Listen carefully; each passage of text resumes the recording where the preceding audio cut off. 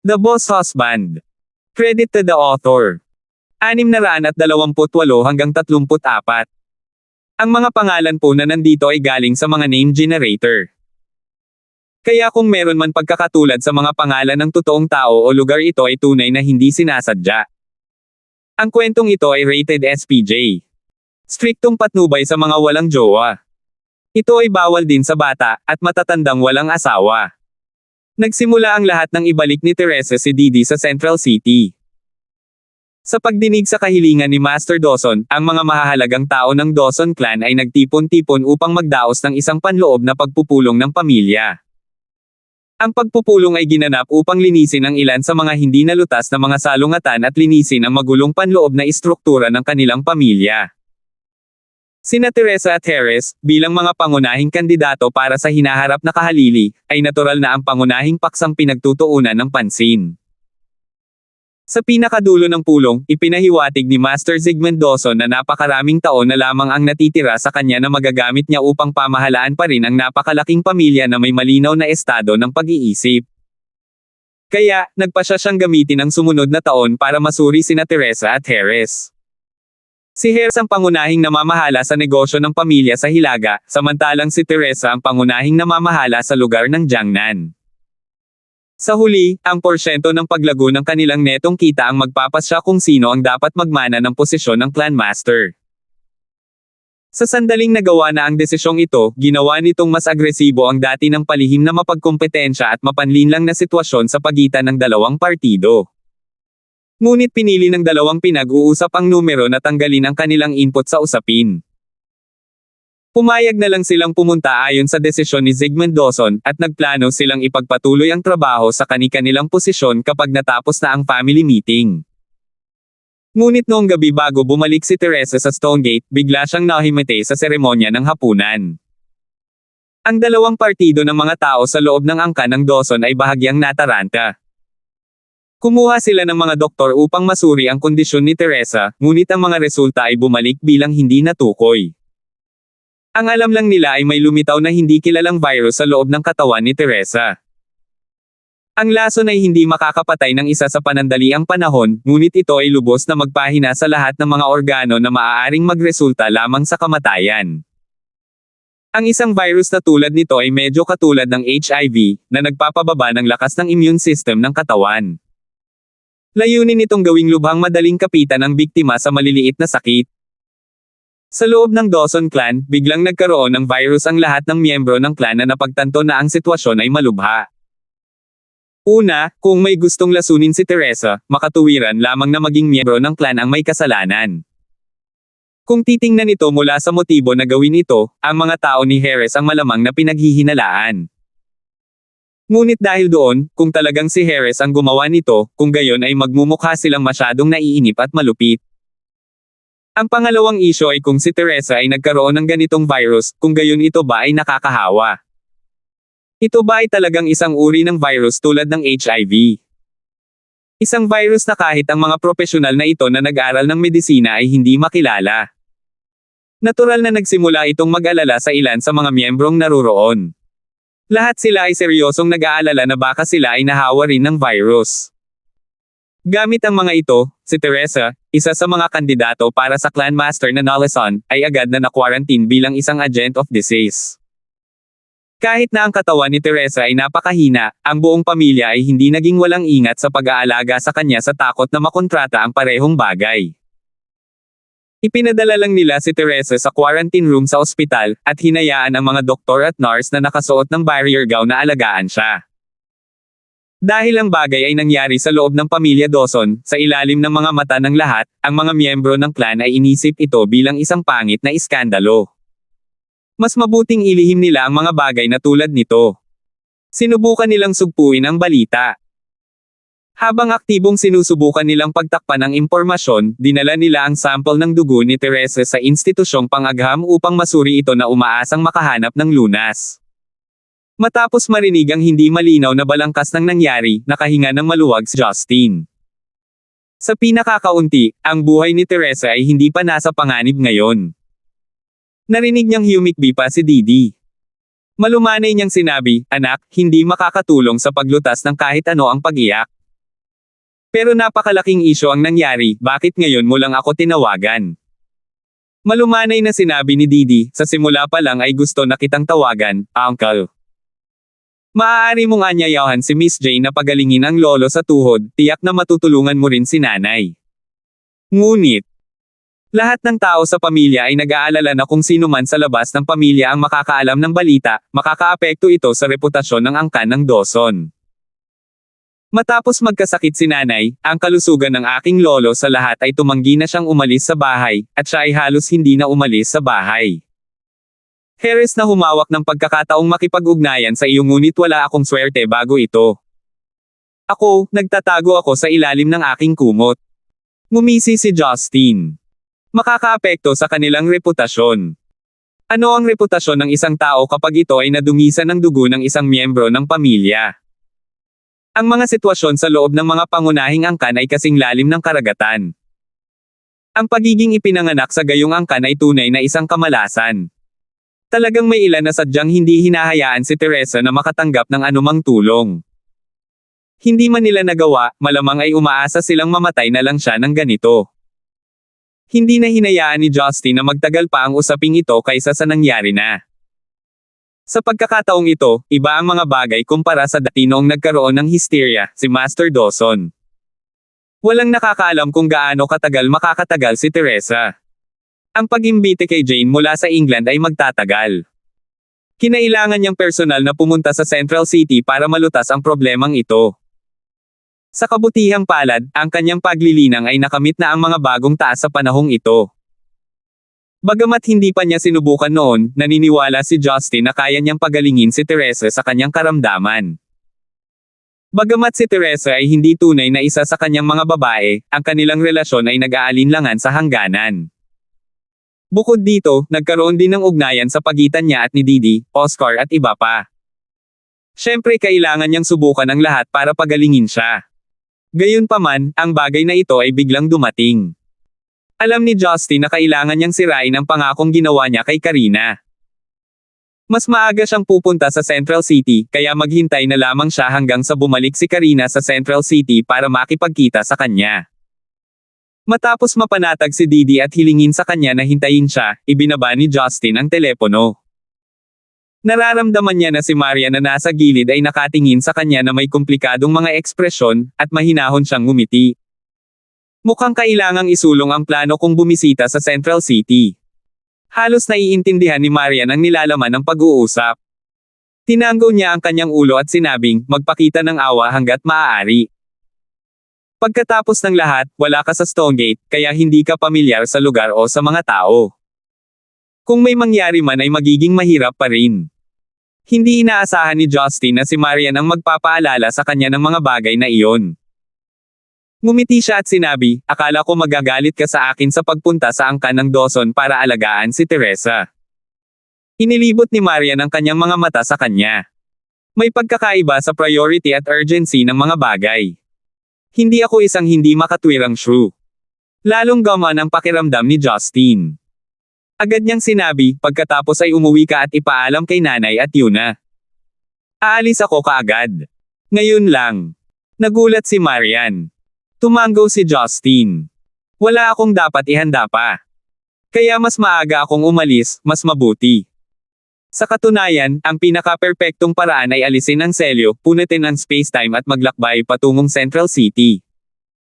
Hindi ito isang bagay na hindi magawa ni Justin, ngunit hindi ito isang bagay na handa na ang mundo. Bukod pa rito, naramdaman ni Justin na hindi kailangang magmadali. Ngunit nag-usisa si Justin. Noon, sina Icarus at Sony Ang, mga eksperto na nalampasan ang Golden Core Full Cycle, ay gumamit ng napakahiwagang paraan ng transportasyon. Bagamat hindi siya sigurado kung nakamit niya ang isang antas na kasing taas ng sa kanila, naramdaman ni Justin na hindi ito kasing lalim ng tila. Hindi pa lang niya natutunan ang teknik na iyon. Sa kabutihang palad, dahil ang lason na itinanim ng kabilang partido ay upang hamina ang katawan ni Teresa, tiyak na mayroon silang ibang mga plano para sa kanya. Sa makatuwid, hindi na masasaktan si Teresa sa mga susunod na araw. Ang paraan na pinili ni Justin na bumiyahe ay ang mag-book ng pinakamaagang flight na aalis papuntang Central City. Kung tungkol sa pag-uwi upang kunin ang ilang mga damit at mga dokumento ng pagkakakilanlan, hindi ito naging issue. Inalis na lang niya ang oras na kailangan para magpaalam sa kanyang pamilya. Bagamat hindi pa naaayos ang mga usapin ni Talia, ito ay isang bagay na maaaring pigilan ni Justin hanggang sa makabalik siya. Bago siya sumakay sa eroplano, tumawag si Justin kay Karina. Si Karina na nakahiga pa rin sa kama, ay biglang nagising sa kanyang panaginip. Pinagalitan niya ito, ngunit nang marinig na biglang pupunta si Justin sa Central City, natigilan siya. Sa kabutihang palad si Karina ay hindi bata at hindi nangangailangan ng paliwanag. Nakipag-appointment lang siya para makipagkita sa kanya pagkatapos ng ilang araw sa Central City. Sunod-sunod na nagpadala si Justin ng mga text message kina Joyce, Melinda at Roslyn. Hindi niya kailangang gawin ang lahat ng mga minutong gawaing ito sa nakaraan, ngunit ngayon na sumusulong siya sa isang bagong natuklasang pagtingin sa kanyang mga relasyon, tila tama lang na gawin ito. Ang pinakamahalagang bagay ay ang pagpapadala ng text message kay Talia para makapagpahinga siya ng maluwag. Natural na aayusin niya ang mga bagay sa pagitan nilang dalawa pagbalik mula sa Central City. Sa hindi inaasahang pagkakataon, may tumawag kay Melinda bago siya umalis. Tinanong niya, "Hubby, nagkataon lang na may mga dinala ang tatay ko na kasama niya pabalik sa Central City. Kung hindi ka pa nakakapag-ayos ng anumang transportasyon, sigurado akong makukuha ko ang tatay ko na ayusin ito sa ngalan mo." Si Oliver ay labis na nagalit ni Justin kay Stonegate, kaya hindi nakakagulat na bumalik siya sa Central City. Tinanggihan siya ni Justin, at sinabing, "Kalimutan mo na yun. Mas magagalit lang ang tatay mo kung makikita niya ako ngayon. May sarili akong plano. Babe, Melinda can't stop her worrying." Sige. Bahagyang nadismaya si Melinda, alam niyang walang intensyon si Justin na ituwid ang relasyon nila ni Oliver. Pagkaraan ng ilang sandali, oras na para sumakay si Justin sa kanyang eroplano. Nag-book siya ng business class seat para lang magkaroon siya ng magandang tulog. At saka, hindi naman siya nagkulang sa pera para gawin iyon. Pagkatapos umupo sa leather maid seat, ngumiti si Justin sa gilid ng kanyang bibig. Isang lalaki at babae kasi ang lumapit sa kaliwa niya at walang sabi-sabing umupo sa mga upuan sa tabi niya. Sila ay sina Sky Dragon at Pamela. I knew it. Siguradong susundan niyo akong dalawa sa Central City. Hehe, you know that I am a total stranger to that place. Remember to arrange my food, accommodation and necessities. By the way, make sure that the car that picks me is a comfortable. Nagkatinginan sina Sky Dragon at Pamela at nagpakawala ng mapait na ngiti. Karaniwang inuutusan sila ni Justin, mga miyembro ng Red Flame Iron Brigade, na parang mga yaya niya. Gayunpaman, hindi sila makahanap ng mga dahilan upang tanggihan ang simple at tapat na mga kahilingan niya. Sa pagsasalita, hanggat ang mga galaw ni Justin ay nasa kanilang lugar ng pagbabantay, walang dahilan para hindi siya hayaan. Sa totoo lang, mula nang magulat kami sa punong tanggapan, siniguro ng general na sinusundan ka namin sa buong paglalakbay mo sa Central City. Kaya Justin, makatitiyak ka na kahit para sa aming kapakanan, tatanggapin ka namin ng maayos, sabi ni Sky Dragon habang gusto niyang iligtas ang ilan sa kanyang mukha. Hindi man lang siya pinansin ni Justin. Itinaas niya ang kanyang ulo pabalik, ipinikit ang kanyang mga mata at nagsimulang makatulog, na pinandilatan siya ni Sky Dragon ng husto. Makalipas ang 10 minuto, umalis ang eroplano, nawala sa kalangitan sa gabi. 629. Sa pagsikat ng araw sa Central City, pinaliguan ng maiinit na sinag nito ang tahimik at tahimik na lungsod. Sa ilalim ng kulay abong kalangitan, ang mga kumikislap na ilaw sa kalye at ang iba't ibang skyscraper ay naiiba sa tradisyonal at sinaunang lungsod. Habang ang lahat ng ito ay nangyayari, sa isang 5-star hotel na matatagpuan sa lungsod ng Central City, ang presidential suite ay dimly ilaw. Gayunpaman, ang kapaligiran sa loob ng silid na iyon ay lubos na naiiba sa iba pang bahagi ng lungsod. Walang sandali ng kapayapaan. Ang malambot at mabilis na paghinga ng isang babae ay paminsan-minsan ay nagambala ng mga agos ng masakit na pagsigaw. Ngunit may higit pa rito kaysa sa mga hiyaw ng sakit. Ang masakit na mga iyak niya ay bumaha sa pagod na para bang anumang segundo ay hihimatayin na siya. Ang buong silid ay umuugong sa pagnanasa, at ang bango ng kanyang rosas na pabango kasama ang amoy ng mga hormone ay napuno sa lugar. Biglang isang masakit na sigaw ang kumawala sa kanyang mga labi, na sinundan ng isang hikbi. Pagkatapos, ang lahat ay naging tahimik muli. Nagkalat ang mga likido sa katawan sa puting bedsheet na nakatikip sa malambot at malambot na kutson. Nakasandal ang hubad na katawan ng babae sa isang matipunong lalaki. Kasing hubad ng lalaki ang gwapo. Hinawakan niya ang babae na parang laruan sa isang kamay habang ang isa naman ay inabot sa sahig na gawa sa aparador para sa kanyang masangsang at alak na inumin. Dahil sa amoy ng matapang na inumin, namumula ang ilong ng babae, ngunit hindi siya naglakas loob na magreklamo. Yung bagay. Kamusta ang progress? Tanong ng lalaki habang nilalamon ang isang subo ng alak. Hindi man lang nagbago ang ekspresyon niya. Napaangat ang ulo ng inaantok na babae nang marinig ang mga salitang ito. Nakaramdam siya ng matinding pagod pagkatapos mag-ehersisyo buong gabi. Gayunpaman, agad siyang nagising nang magsalita ang lalaki. Isang matamis at maselang mukha ang bumaling sa lalaki. Anak ito ng ikatlong panganay na anak ng angkan ng Dawson, na pinsan din ni Teresa, Amelia Dawson. Si Teresa ay dinala sa ospital pagkatapos niyang malason. Nagpapahinga si Lolo sa bahay. Tila nagkaroon siya ng mental shock. Hinayaan niya si Harris na pangasiwaan ang lahat ngayon. Ang klan ay ganap na gulo ngayon, natatawang sabi ni Amelia. Mas malamig ang mukha ng lalaki. Ngayon, sino ang pinaghihinalaan nila? Pilyong tumawa si Amelia. Naniniwala ang mga idiot na iyon ay kagagawa ni Harris. Siyempre, ang mga sumusuporta sa kanya ay walang dahilan para ipahayag kung hindi man. Ang mga nasa panig ni Teresa ay hindi rin naglakas loob na magpakita ng kanilang mga mukha. Hindi magtatagal at maghiwalay ang angkan ng Dawson. Single ng lalaki na may paghamak. Isang pahiwatig ng pag-aalinlangan ang sumilay sa mga mata ni Amelia. Tinanong niya, Brayden, papatayin mo ba ang lahat sa angkan ng Dawson? Pagkatapos nito, ang lalaki ay si Brayden mula sa angkan ng yan. Patayin sila. Bakit? Tanong ni Brayden. Umiling si Amelia. Nagtatanong lang ako. Alam mong susuportahan kita sa kahit anong gawin mo. Ang kanyang mga mata ay puno ng pagkahumaling. Para bang lalaki ang lahat sa kanya. Ngunit walang pakialam si Brayden sa kanyang nararamdaman. Inihagis niya ang kanyang baso sa carpet at sinampal siya ng malakas sa kanyang likuran. Umalangaw-ngaw ang sampal sa buong silid. Bumangon ka.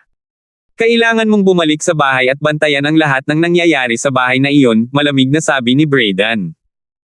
Dahan daw ang bumangon si Amelia. Pinahirapan mo ako buong magdamag.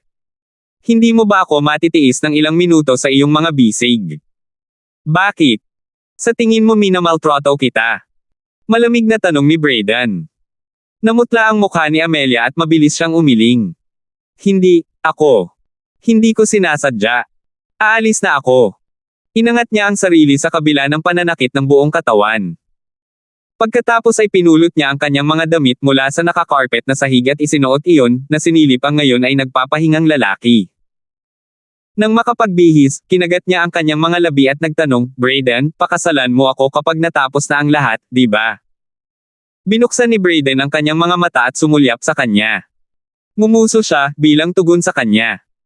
Ang hindi malinaw na sagot na ito ay nagpakinang sa kanyang mga mata sa pagnanasa. Kinagat niya ang kanyang mga labi, humakbang patungo sa kanya, at ginawaran ng malambot na halik ang kanyang bibig. Siya ay nag-aatubili na umalis sa presidential suite. Pagkasara ng pinto, tumawa si Brayden na parang baliw. Inaasahan mo bang magpakasal ako sa isang baliw na aso? Ang tanging babae para sa akin ay ang Diyosa na iyon. Sa likod bahay ng kampo ng militar ng angkan ng Gibson sa Central City, isang piraso ng papel ang inilatag sa ibabaw ng isang mesang bato, ang tinte ay nakalagay sa gilid. Itinaas ni Gavin ang kanyang Zen Icon writing brush at pinadaos-dos ito sa ibabaw ng papel. Nakablouse siya, kaninang madaling araw nakatayo sa harap ng mesa. Pagkaraan ng ilang maikling minuto, si Sonny Ang ay tumawid sa hardin patungo sa kanya. Binalance niya ang isang tray ng pagkain sa kanyang mga palad, ngumiti ng matamis. Inilagay niya ito sa mesa habang maingat na pinagmamasdan ang mga kilos ni Gavin. Nagpatuloy siya sa pagsusulat ng halos 10 minuto bago ibinaba ang panulat. Lumingon siya sa gilid ni Sonny Ang at ngumiti sa kanya. Sunny Ang, lumalala ang pagsulat ko. Hindi masabi ng isang ito, nakangiting sabi ni Sunny Ang. Tumatanda na ako. Nanginginig na ang mga kamay ko. At kung iisipin, dati kaya kong humawak ng machine gun nang walang kahirap-hirap. Ngayon, hindi ko na mahawakan ng maayos ang panulat ko. Ang panahon talaga ang naging pinakamalaking kaaway ko, bulalas ni Gavin. Ang mga mata ni Sonny Ang ay tila nalungkot sa isang segundo, ngunit mabilis siyang nakabawi at ngumiti. Bagaman nanginginig ang iyong mga kamay, ang iyong pagsulat ay tila umakyat sa ibang antas. Ikinaway ni Gavin ang kanyang kamay nang walang sinasabi. Lumapit siya sa tray ng pagkain at kumagat ng ilang kagat. Pagkatapos ay nagtanong siya, dumating na ang batang si Justin, hindi ba? Tumango siya. Oo, sinabi sa akin na sumakay siya ng hating gabi na flight dito. Dapat ay dadaan na siya kaagad. Mukhang medyo hinala ang insidente sa Dawson clan. Anyway, sila ang pinaka-importante sa 4 na major clans. Kapag naging seryoso na ang mga bagay, hindi tayo basta-basta makakaupo at panoorin ang kaguluhan. Ipinapalagay ko na alam din ng Lee clan at Ning clan ang sitwasyon, mahinang sabi ni Gavin. Mas mabuti kung may iligtas ni Justin ang araw. Ngunit kung hindi niya magawa, mas mabuting tingnan mo ito, Sunny Ang. Baka ikaw na ang huling pag-asa namin. Ungol ni Sonny Ang. Guro, mangyaring manatag. Si Miss Dawson ay ligtas, sa ngayon. Ang apo ni Zygmunt Dawson ay isang napakahusay na pagpipilian para kay Justin, kahit na siya ay nasa ibang henerasyon mula sa kanya. Napakasayang pagkakataon, napabuntong hininga siya. Nakangiting sumagot si Sonny Ang, maraming babae na si Master Justin sa paligid niya. Kung hindi dahil sa pagbabago ng kultura sa paglipas ng panahon, hindi ko hahayaang magkaroon ng ganito. Ilang sandali pa ay tumawa ng malakas si Gavin. Sabi niya, hayaan mo na siya. Tumatanda na ako para makialam. Baka magkunwaring wala akong alam. Nagagawa niya ang lahat ng gusto niya. Ang kakayahan niya ang humihila ng mga babae sa kanya. Gayunpaman, walang paraan para tanggapin ang bawat isa sa kanila sa clan.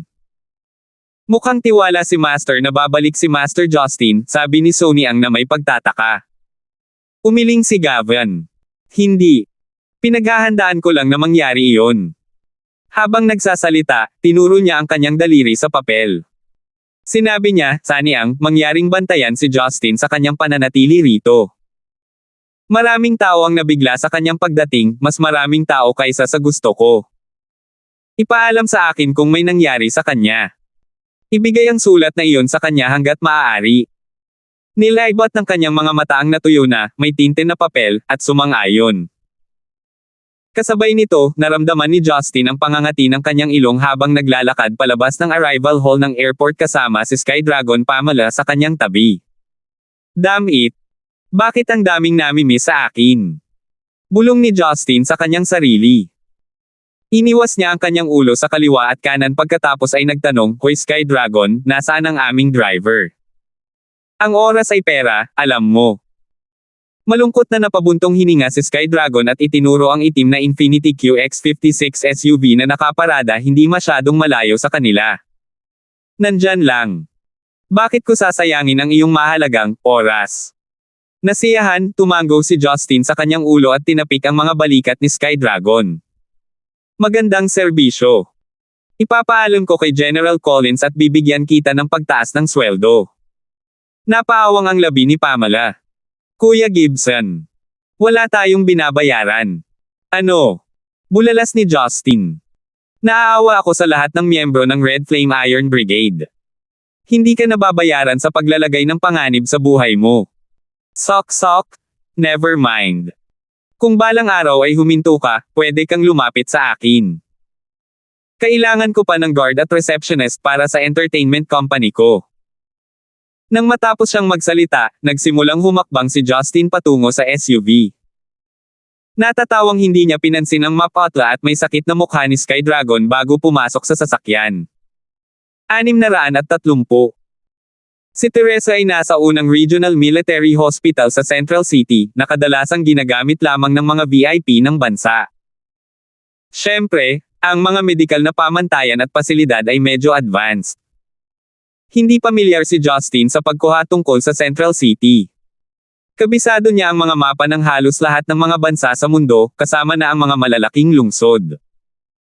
Ngunit kabalintunaan, siya ay tuluyang naligaw sa kanyang bayan. Sa makatuwid, hinayaan lang ni Justin na manguna sina Sky Dragon at Pamela. Nakaupo siya sa kotse, tahimik na naghihintay na makarating sa kanyang destinasyon. Walang dahilan kung bakit hindi siya tutulungan ng 2 taong ito. Sa katunayan, sa Red Flame Iron Brigade para kay Justin na bumalik sa Stonegate sa lalong madaling panahon ay napakahalaga. Nais lamang ni Justin na magligtas ng isang buhay na hindi salungatan ng interes sa kanila. Kung handa silang tulungan siya hanggat maaari ngayon, baka mapunta sila sa kanyang mabubuting biyaya. Ang Central City ay hindi walang mga pagkakamali. Tila nagkaroon ng walang katapusang siksikan sa lungsod na iyon. Halos 2 oras na humandar ang sasakyan bago ito tuluyang nakarating sa ospital ng militar. Pagkababa ng sasakyan, pinuna ni Justin ang dalawa. Naglakad sila hanggang sa ospital, at pumunta sa ward area. Bilang karagdagan sa mga doktor at nurse, mayroon ding mga estranghero at pamilyar na mga tao sa lounge sa labas ng intensive care unit. Nakaupo sa wheelchair, si Zygmunt Dawson ay itinutulak ng kanyang apo na si Amelia. Nakatitig siya sa isolation ward, kung saan nakahiga si Teresa sa kama. Si Didi na palaging masiglang kaluluwa, ay mukhang tumanda na siya ng ilang taon mula nang mangyari ang insidente. Nakasuot ng mapurol na damit na may floral prints, siya rin tulala na nakatayo sa labas ng ward. Para sa iba pang mga lalaki at babae na nakasuot o nakasuot ng trabaho, nakatayo sila sa kalungkutan sa tabi ni Master Dawson na para bang inaalo nila siya. Pumasok si Justin sa lugar kasama sina Sky Dragon at Pamela, na lahat ay hindi nakilala ng karamihan ng mga tao doon. Medyo nakasimangot ang ilan sa kanila, hindi pinansin ang presensya nila. Nakapagtataka, lumingon si Amelia, masayang nagulat. Sabi niya, Mr. Gibson. Andyan ka na. Sabay na lumingon sina Zygmunt Dawson at Didi. Namula ang mga mata ni Didi, at sumugod siya sa yakap ni Justin bago lumuha. Napabuntong hininga si Justin at tinapik si Didi sa kanyang likod na pagtantong pamayat siya ng kaunti. Look at you. Bakit mo hinintay na dumating ako bago ka umiyak? Hindi mo ba naubos lahat ng luha mo bago ako dumating? Inangat ni Didi ang kanyang ulo. Luhaan ang mata, sinabi niya, paano ka naging napakawalan Gie? Lahat ng iba ay nag-aalala. Sige, sige. Huwag na nating gawing gulo ang ibang tao. Hipag pa rin kita. Tumawa si Justin. Napagtanto ni Didi na gumagawa siya ng eksena sa harap ng lahat. Agad siyang tumalon pabalik at nilabas ang dila. Sino ang tinatawag mong hipag? Hindi pa ako nakakapagdesisyon na pakasalan ang loghead na iyon. Nagluksa si Justin para kay Oscar at tumalikod upang tumango kay Zygmunt Dawson. Pakialam mo ba kung papasok ako at tingnan, Master Dawson? Umaasa na tumango si Zygmunt Dawson. Justin, pasensya na talaga kung kailangan mong bumalik. Akala ko bastos kung abalahin ka ng madalas, kaya naman pinipigilan kong tawagan ka. Hindi ko inaasahan na magpapakita ka. Tiyak na si Didi ang tumawag sa iyo dito. Sinipsip ni Justin ang kanyang mga labi. Jeez old man, you can drop the act. Kung talagang ayaw mo ako dito, bibigyan mo ba ng pagkakataon si Didi na tawagan ako? Ngumisi si Zygmunt Dawson nang hindi itinanggi ang sinabi ni Justin. Sa totoo lang, gusto talaga niyang humingi ng tulong kay Justin. Ngunit ang ilang mga tao sa loob ng angkan ay tumutol laban dito, na sinasabing ang insidente ay dapat na nasa loob ng pamilya. Bukod dito, si Teresa ay walang asawa. Hindi nararapat para sa kanya na gumugol ng maraming oras sa isang estranghero sa kanilang pamilya na may asawa. Bagamat si Zygmunt Dawson ang pinuno ng angkan, hindi niya kayang ibagsak ang kanilang pangalan at ang reputasyon ni Teresa. Kaya, ginamit niya si Didi para ibalita kay Justin. Nagsimulang magbulungan ang mga tao. Hindi nila alam kung saan nanggaling ang binatang ito at kung paano niya kilala si Master Dawson. Ngunit hindi sila nang ahas na magtanong dahil walang intensyon si Zygmunt Dawson na ipakilala siya. Teacher, pakiusap ingatan mo ang iyong kalusugan.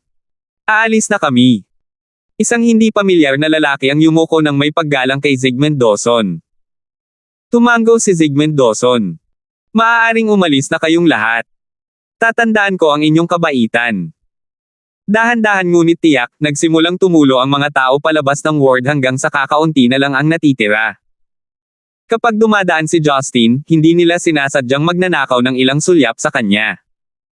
Naghintay si Zygmunt Dawson hanggang sa umalis ang iba bago nagpaliwanag kay Justin. Noong ako ay nasa mundo pa ng politika, ako ang principal ng Central Party School. Ito ang lahat ng aking mga dating estudyante. Bagamat ang nangyari kay Teresa ay hindi na ipalabas, walang bagay na hindi malalaman ng mga taong ito. Ang balita ay umabot na sa pinakamataas na antas sa larangan ng politika habang karamihan sa kanila ay nabighani na sa pangyayaring ito. Bilang tugon, nagpasya silang bisitahin kami upang ipakita ang kanilang katapatan. Bigla itong napagtanto ni Justin, ngunit ang paliwanag ni Zygmunt Dawson ay nagbigay din ng bagong liwanag sa lakas ng Dawson clan. Hindi siya naniniwala na ang mga taong ito ay naaalala lamang ang kanilang nakaraan. Tila bagaman nagretiro na si Zygmunt Dawson sa larangan ng politika, kanyang impluwensya ay kasing lakas pa rin ng dati. Kung hindi, bakit pa andito ang mga taong ito para suportahan siya? Gayunpaman, mahirap maunawaan kung paano naging isa ang angkan ng Dawson sa apat na nangingibabaw na angkan kahit na ang ginawa lang nila ay ang pagpapatakbo ng mga negosyo. Ngunit hindi ito mahalaga kay Justin sa ngayon. Diretso siyang pumunta sa pinto na may electron-ikong lock sa isolation ward at tinanong ang nurse sa tabi niya, ano ang password? Nakamaskara ang nurse at nakataas ang kilay. Sino ka? Hindi ito isang lugar kung saan basta-basta makapasok at makalabas ang sino man. Ang pasyente sa loob ay nahawaan ng hindi kilalang virus. Kahit ang aming mga medikal na kawani ay kinakailangang magsuot ng protective suit bago kami makapasok. Makakatiyak ka, miss? Napakaraming tao ang nanunood sa amin dito, nakangiting sabi ni Justin. Sabihin mo lang sa akin ang password. Walang masamang darating sa iyo kapag may nangyaring insidente. Bago pumunta sa Central City, sinabihan siya ni Maria na maging mapagpatawad at sa gayon ay mapapatawad. Hindi nagalit si Justin sa mabagsik na tono ng nurse. Ang tanging magagawa niya ay maging magalang. Lumapit ang isang nasa katanghaliang gulang na doktor na nakatayo sa malapit at nagsabi, "Excuse me, ito ay isang intensive care isolation ward." Kahit na ang mga miyembro ng pamilya ng pasyente ay hindi pinapayagang pumasok kung hindi sila bahagi ng mga medikal na kawani. Mangyaring huwag gawing mahirap ang mga bagay para sa amin. Kinailangan ni Justin na tingnan si Zygmunt Dawson at hayaan siyang tulungan siyang magsabi ng isa o dalawang salita. Si Zygmunt Dawson, bilang tugon, ay magalang na nagsabi, "Doktor, ang binatang ito ay may mahusay na mga kasanayan sa medikal. Kung maaari mo lamang gawin ang isang exception at payagan siyang pumasok upang makita ang aking apo na nakasuot ng isang protective suit, ikalugod ko iyon." Ang doktor na ito ay hindi nakakalimutan ang mga pinagbabatayan ng mga pahiwatig. Kapag nakapagsalita na si Zygmunt Dawson, hindi na siya magiging tanga para maging matigas ang ulo. Bukod pa rito, hindi niya kailangang pasanin ang anumang mga responsibilidad dahil si Justin ang humiling nito. Tungkol naman sa ipinahayag na kasanayan ni Justin sa medisina, naisip ng doktor na mga hanggal lamang ang maniniwala niyan. Sa wakas, inutusan ng doktor ang nurse na dalhin si Justin sa dressing room para magpalit ng damit. Nakaramdam ng inis si Justin. Napakahirap pumasok sa isang ward. Bakit tinatawag itong intensive care? Ito ay malinaw na intensive trouble. Pagkatapos ng serye ng masalimuot na eksaminasyon, sa wakas ay nabigyan ng clearance si Justin para makapasok sa ward na kinaroroonan ni Teresa. Bagamat hindi mananagot ang nasa katanghaliang gulang na doktor sa anumang bagay na malapit nang mangyari, nag-aalala pa rin siya sa mga walang ingat na bagay na maaaring gawin ni Justin. Kaya nananatili siya sa tabi ni Justin sa buong oras. Walang pakialam si Justin tungkol dito. Habang papalapit siya sa higa ni Teresa, kitang-kita niya ang kalagayan ni Teresa, na naging sanhi ng pananakit ng kanyang puso. Ang puti nyebe na kutis ni Teresa ay mayroong maraming pula at itim na patches na kasing laki ng kuko. Mapatla ang mukha niya na walang pahiwatig ng buhay. Ang kanyang mga putik na labi ay mukhang tuyo, habang ang kanyang malasutla na itim na buhok ay medyo nadilaw din. Kung hindi malinaw sa kanya na si Teresa ang nakahiga sa kama na iyon, hinding-hindi maniniwala si Justin na kailangang tiisin ng ganoong kaganda at maayos na mature na babae ang isang napakalungkot na kapalaran. Anong klaseng lason ang makakapagpahirap sa babaeng iyon? Sigh. Hanggang ngayon, hindi pa rin matukoy ng mga tao sa institusyon ang pinagmulan at kalikasan ng virus na ito. Ang tibok ng puso ng pasyente at iba't ibang vitals ay nagpahiwatig na siya ay nasa stable pa rin ang kondisyon. Ngunit ang stable ay walang ibig sabihin kung magpapatuloy ang isyu na ito. At kung ito ay magpapatuloy, maya-maya ay dadalhin ng lason ang utak at bone marrow. Walang magawa ang doktor. Tila napansin ni Teresa na may papalapit. Pilit niyang idilat ang kanyang mga mata. Kung hindi dahil sa kakaibang tagpi ng mukha niya, maganda at eleganteng tao pa rin siya. May makeup man o wala. Ngunit ngayon, tulad ng isang perlas na nababalutan ng alikabok, nawala ang kanyang kinang. Bagamat may suot na maskara si Justin, nakilala siya ni Teresa, ang malamlam niya mga mata ay umapaw ng panibagong pag-asa. Ako. Pangit. Ang mga mapait na salita ay lumabas mula sa sulok ng mga tuyong labi ni Teresa bilang panunuya sa sarili. Hindi nagsalita si Justin, ngunit tinanggal niya ang leather protective glove sa kanyang kanang kamay, at nagpatuloy sa pagtanggal ng kanyang maskara. Nagulat ang doktor habang pinagmamasdan niya si Justin. Anong ginagawa mo? Ibalik mo yan. Baka nakakahawa ang virus na ito. Walang pakialam si Justin. Inabot niya ang kanyang kamay sa pisngi ni Teresa nang walang paalinlangan at marahang hinaplos ang kanyang mukha. Ang dati niyang pinong balat ay magaspang at kulubot na. Nagtaas ng kilay si Justin at tumawa. Sabi niya, kung tatawagan kitang maganda ngayon, hindi mo ba iisipin na nagsisinungaling ako sa iyo? Ngumiti ng mapait si Teresa, at bahagyang tumango. Ang doktor sa tabi niya ay hindi napigil ang sumigaw, nakikinig ka ba sa akin? Hindi siya pinansin ni Justin. Bahagya niyang idiniin ang kanyang daliri sa palso ni Teresa na para bang sinusukat niya ang kanyang palso.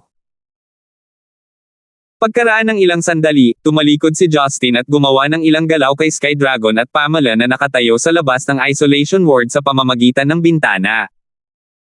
Si Zygmunt Dawson, Amelia, at ang mga nurse ay nalito sa kilos na ito.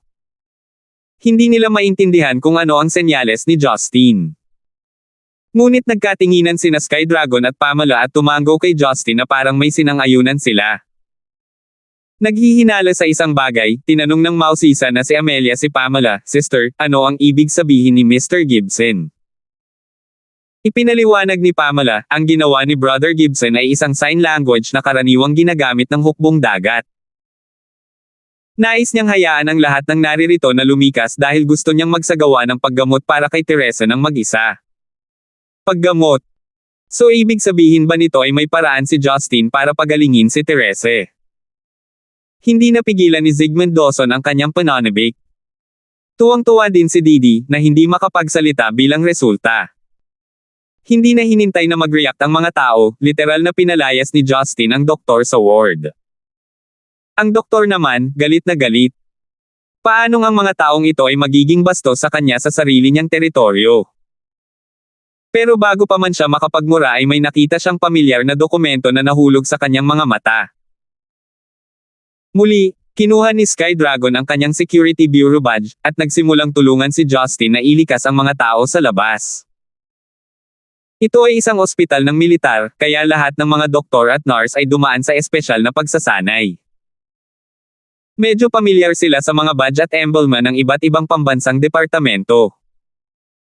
Nang malaman niyang galing sila sa Security Bureau ay agad na kumalma ang doktor.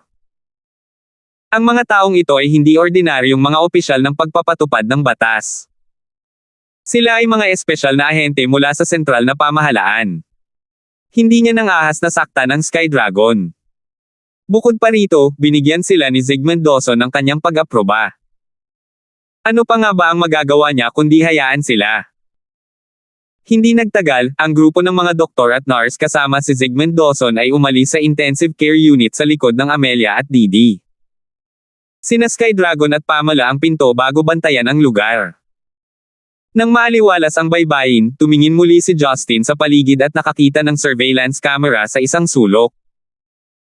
Sa isang pitik ng daliri niya, nabasag ang kamera sa sobrang lakas ng internal energy niya. Habang nangyayari ang lahat ng ito, nakahiga pa rin si Teresa, nang hihina sa kama ng ospital. Pinagmasdan niya si Justin habang ginagawa niya ang lahat ng ito. Bagamat napaka-curious, hindi siya nag-aksaya ng lakas para magtanong. May tiwala siya kay Justin, kaya nagtiwala siya sa kanya. Brady, no? Oras na para sa iyong paggamot. Kung matagumpay na nagawa, gagaling ka sa lalong madaling panahon. Ngunit, kailangan mong makipagtulungan sa akin, nakangiting sabi ni Justin. Malumanay na sagot ni Teresa, naniniwala ako sa iyo. Paano? Ako. Makikipagtulungan. Hindi nagpatuloy si Justin. Iniunat niya ang hintuturo at kinamot ito ng kanang daliri. Isang bahid ng pulang likido ang lumitaw mula sa hintuturo. Ito ay ang dugong umaagos mula sa pinutol na daliri ni Justin. Ipinadala ni Justin ang dumudugong hintuturo sa tuyong labi ni Teresa, na binaliwala ang kanyang pagkamangha. Nakangiting sabi niya, well, para makipagtulungan sa akin, kailangan mong sipsipin ang daliri ko ng masunurin. Kailangan mong sipsipin ito ng buong lakas. 631. Hindi nagtagal ay nabakant ang intensive care unit, maliban kina Sky Dragon at Pamela na nagbabantay sa ward. Sa wakas ay binasag ni Amelia ang katahimikan. Hindi niya naiwasang magtanong, Lolo, maaari bang pagalingin ni Mr. Gibson si elder sister? Mukhang mas nakamamatay ang laso na ito kaysa sa natamo mo dati. Sa palagay mo ba ay dapat na lang tayong humingi ng tulong kay Miss Jane? Ipinikit ni Zygmunt ang kanyang mga mata at bumaantong hininga. Sa malalim na boses ay sinabi niya, si Miss Jane ay isang napakahusay na individual. Gayunpaman, siya ay kasalukuyang nasa England. Ang paghihintay sa kanyang pagdating ay dapat nating tawagan, maaaring magtagal kung isasaalang-alang ang uri ng laso na kinakaharap natin. Bukod pa rito, ang mga pamamaraan ni MS Jane, kahit epektibo, ay nangangailangan ng masyadong maraming oras upang maisigawa. Sa makatuwid, ang paghingi ng tulong sa kanya ay ang ating huling paraan.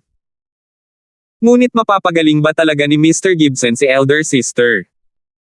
Tanong ni Amelia na may kumikinang na mga mata, habang kinakagat ang ibabang labi. Sumagot si Didi, huwag kang mag-alala. Tiyak na magagawa ito ni Uncle. Alam kong napakahusay niya sa kanyang sarili. Nilingga ni Zygmunt ang kanyang ulo at tumingin sa kanyang nabalisa na apo sa tuhod. Nagtanong siya, Didi, sagutin mo ako ng tapat. Galit ka ba sa akin? Tumigil sandali si Didi. Umiling siya at sinabing, Great Lolo. Bakit mo na itanong? Dahan daw ang hinawakan ni Zygmunt ang kamay ni Didi at sumagot, mula nang ikaw ay isinilang, nakatira ka na kasama ng iyong ina sa timog. Ni minsan ay hindi ko inalagaan ang inyong dalawa. Ngayong dinala ka ng iyong ina dito sa Central City, isang insidenteng tulad nito ang nangyari sa kanya. Sinisisi ko lamang ang aking sarili sa aking kawalan ng kakayahan. Ibinaba ni Didi ang kanyang ulo at sinabing, alam kong hindi mo ito kasalanan at wala kang pagpipilian. Isa pa, palaging sinasabi sa akin ni nanay na kung hindi dahil sa iyo, tayong dalawa ay patay na. Labis akong nagpapasalamat na tinanggap mo ako bilang iyong apo sa tuhod. Tumawa si Zygmunt at sinabing, bakit hindi kita tatanggapin? Anak ka ni Teresa. Ang tunay niyang anak. Kaya malinaw na apo kita sa tuhod. Imposibleng hindi kita tanggapin. Boo! Pero isa lang ako. Hindi nagawang tapusin ni Didi ang kanyang pangungusap habang nagngangalit ang kanyang mga ngipin. So what if test tube ka, baby? Hindi naman parang ikaw lang ang nag-e-exist. Hindi naman ako ganoon ka-close-minded. Tinapik ni Zygmunt ang kanyang kamay at sinabing, Didi, huwag kang mag-alala. Ang iyong ina ay gagaling. Ilang oras na lang bago ko ipasa ang angkan ng tang sa kanya at ipapasa niya ito sa iyo sa hinaharap. Bukod dito, walang sino man ang makakapigil na mangyari ito. Hindi lang si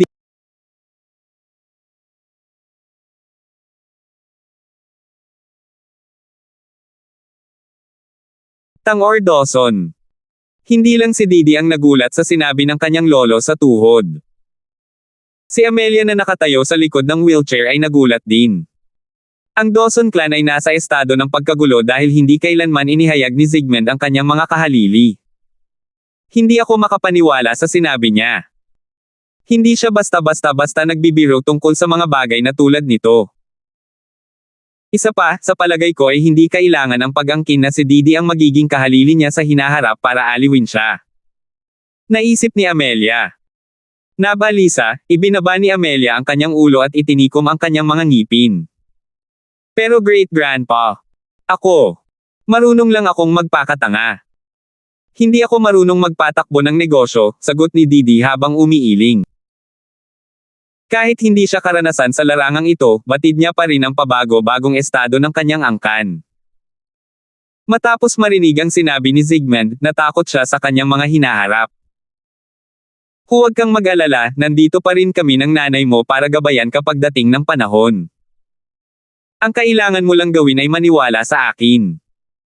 Ang ating Didi ang magiging pinakahuling kahalili, nakangiting sagot ni Zygmunt na para bang inasahan na niya ang hinaharap. Nasa malapit ang Sky Dragon at Pamela kaya narinig nila ang pag-uusap ng tatlong tao. Gayunpaman, sila ay mga tagalabas sa bagay na ito at sa makatuwid ay hindi interesado sa politika sa loob ng mga pangunahing angkan. Kaya naman hindi na nila masyadong pinansin ang sinabi. Matapos aliwin ni Zygmunt si Didi, sinabi niya kay Amelia na nasa likuran niya, Amelia, salamat sa pag-aalaga sa akin noong ako ay may sakit. Ngayong nalasan na ang kapatid mo, binibigyan ka ng responsibilidad na alagaan kaming dalawa. Ikaw talaga ang pinaka-masunurin sa lahat ng mga apo ko. Umiling si Amelia at sumagot habang nakangiti ng awkward, Lolo, responsibilidad ko na pangalagaan ang lahat. Ang kakayahan ko ay hindi umaabot sa abot ng aking elder sister. Ito ang pinakamaliit na magagawa ko para sa angkan. Lahat ng tao ay may kanya-kanyang lakas. Duda ako na kayang alagaan ako ng kapatid mo tulad ng ginawa mo. Ngumiti si Zygmunt at sinabing, hindi ka na ganoon kabata. Ipinapangako ko na hahanap ako ng taong mag-aalaga sa iyo tulad ng pag-aalaga mo sa akin.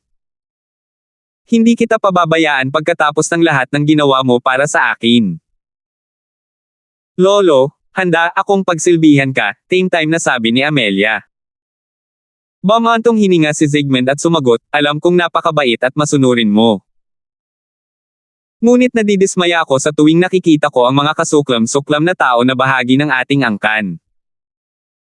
Matapos marinig ang sinabi ni Zygmunt, parehong nawala ng salita sina Amelia at Didi. Matapos malasing si Teresa, isang beses o dalawang beses lang siya binisita ng mga miyembro ng Dawson clan. Walang nagmamalasakit sa kanya tulad ng dapat na pamilya. Iniisip lang nila kung paano hahatiin ang shares ng Maple Group kapag opisyal ng patay na si Teresa. Nabigo si Zygmunt ngunit alam niyang malinaw na mangyayari ito kahit sa panahon ng kanyang pagpasok sa ospital. Mas marami siyang bisita mula sa mga nakaraang estudyante at kaibigan kaysa sa mga miyembro ng pamilya. Sa mismong oras na iyon, maririnig ang mga yabag na papalapit sa kanila mula sa labas. Mabigat ang kanilang hakbang at nagbigay ng dominanteng aura. Dumating sa labas ng unit ang isang batang maskulado at dalawang lalaking fit na nakasuot ng uniforme ng militar na sumabay sa mga yapak. Ang binata sa isang asul na short-sleeve shirt ay may kulay mais na balat at isang pinaggapasan. Ang kanyang pinaka-nakikilalang tampok bagaman ay ang eye patch na isinuot niya na nakapagpapaalaala sa mga pirata sa western films. Bukod dito, mayroon siyang pambihirang aura na naging dahilan kung bakit siya mas nakakatakot. Dahil sa kakaibang aura niya, kahit ang mga taong may matipunong pangangatawan ay hindi siya nilalabanan sa kabila ng kanyang mabagsik na katawan. Naguluhan si Zygmunt matapos makita ang tatlong hindi pamilyar na lalaki. Inalis niya ang posibilidad na sila ay kanyang mga estudyante dahil karamihan sa kanyang mga estudyante ay hindi kasing bata ng lalaking ito. Hindi pa sila nakita ni na Amelia at Didi kaya patuloy lang silang tumingin ng may pag-uusisa. Sa kabaligtaran, nagulat sina Sky Dragon at Pamela, malinaw na kilala nila ang tatlong lalaking ito. Lumapit ang binata kay Zygmunt at walang pakialam na ngumiti. Malakas niyang sinabi gamit ang kanyang magaspang na boses na parang isang taga-bukid, ikaw ay dapat na Zygmunt mula sa angkan ng Tang. Ang pangalan ko ay Duncan. Pagbalik ko sa Central City, narinig ko na si Teresa ay na-diagnose na may karamdaman. Sa kasamaang palad, hindi nakarating ang aking lolo at ama kaya kinuha ko ang aking sarili na maglakbay para sa kanila. Duncan. Tandang pananong. Naisip ni Zygmunt. Agad na napagtanto ni Zygmunt kung sino ang binata. Ang binata at si Brayden ay magkasamang kinilala bilang Central City King Duo. Ang pagkakaiba ni Duncan kay Brayden ay ang kanyang namumukod tanging mga kakayahan at hindi maunahang mga tagumpay sa larangan ng digmaan. Si Duncan ay mas kilala dahil sa kanyang mga misyon sa mga hangganan at sa ibang bansa. Kahit nakilala ang kanyang pangalan sa Central City, kakaunti lang ang nakakita sa kanyang mukha. Si Brayden, na bihirang magpakita sa mga pampublikong okasyon, ay mas kinikilala kaysa kay Duncan. Mabilis na napagtanto ni Zygmunt na talagang si Duncan ang dumating. Sa kabilang banda, si Didi na nakarinig tungkol kay Duncan noon ay natuwa, samantalang si Amelia ay may di kilalang hindi pagkagusto kay Duncan. Nakatuon si Duncan kay Amelia matapos mapansin ang kanyang paghamak. "Pretty lady, nasaktan ba kita?" Nakangiting tanong ni Duncan. Nagulat si Amelia sa tanong ni Duncan.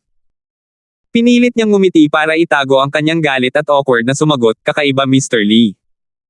First time nating magkita. Hindi mo pa ako kilala para masaktan ako." Walang pag-aalinlangan na nagtanong si Duncan, "Ngunit bakit napupuno ka ng galit at paghamak kapag tumingin ka sa akin noon?" Nagulat si Amelia. Narealize niya na naiinis ako. Paano ito posible? Tandang pananong. Isip niya. Pinaikit ni Zygmunt ang kanyang mga mata at sinabing, "Narinig ko mula kay Motion Lee na ang kanyang mahal na apo ay may napakalaking kapangyarihan ng pagmamasid na nakadarama ng kaunting pagbabago sa emosyon." Nagulat ako nang makita iyon ng isang beses. Ang mga chismis ay tumutugma sa katotohanan. Salamat sir. Nakagawian ko na lang na pagmasdan at hawakan ang isang ideya ng mga taong nasa harapan ko. Ito ay isang sakit sa trabaho para sa akin na magplano ng maaga. Nakatulong ito kay Amelia na makaalis sa kanyang nakakahiyang sitwasyon. Tinapik niya ang kanyang dibdib at ibinaba ang ulo upang maiwasang makipag-eye contact kay Duncan. Gayunpaman, sumilip si Duncan kay Amelia habang nag-iisip. Bakit siya galit sa akin kahit hindi pa kami nagkikita? Napangiti si Zygmunt at sinabing, "Ayon sa alam ko tungkol sa iyo, ayaw mo nang hindi kinakailangang kikipagkita sa mga tao. Kaya lubos akong nagdududa sa layunin ng pagbisita mo para sa aking apo." Tumawa si Duncan at sumagot ng totoo, dahil pinili ni Mr. Dawson na maging prangka, hindi na rin ako magtatago. Nagsasagawa ako ng mga misyon sa Vietnam sa nakalipas na kalahating taon. Sa loob ng 2 araw ng aking pagbabalik sa Central City, nabalitaan ko na mayroong isang kawili-wiling kalaban na taga Stonegate.